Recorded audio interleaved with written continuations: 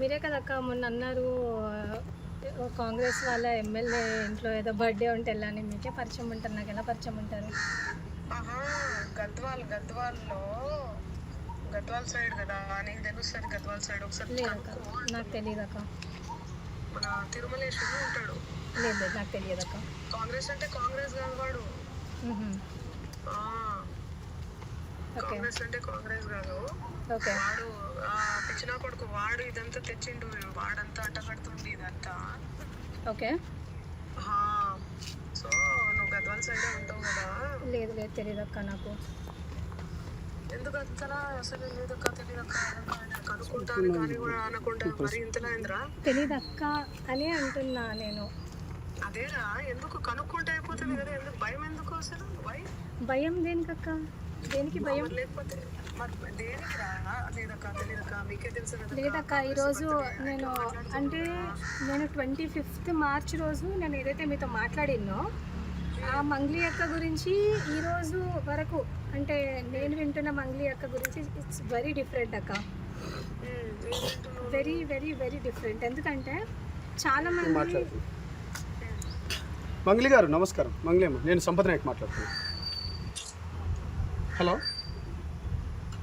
అమ్మ, మంగ్లీ కట్ చేసి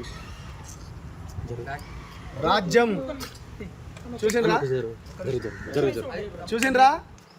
చూసిండ్రు కదా మంగ్లీ అమ్మ. నేను మాట్లాడుతున్నా నోటితోనే. ధైర్యం లేదా మంగ్లీ గారు?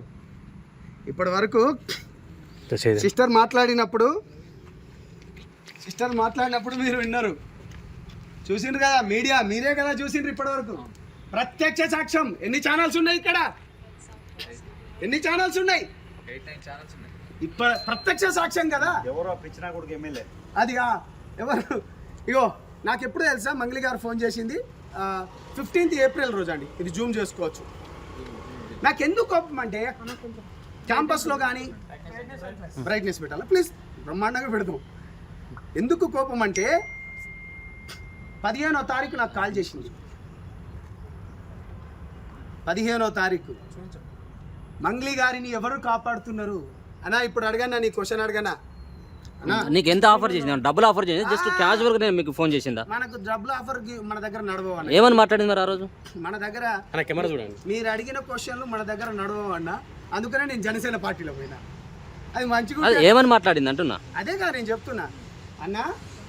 నాకు 10 రోజుల క్రితం అంటే 15 రోజుల క్రితం నా దగ్గర విక్టిమ్స్ బాధితులు వస్తే, మన బిడ్డ కదా, ముందే ఎందుకు నోరు పారేసుకోవాలి అంటే ఎందుకు? ఇప్పుడు మనం మాట్లాడేదానికి విలువను ఎక్కువ ఉంటుంది, బాగుండదు.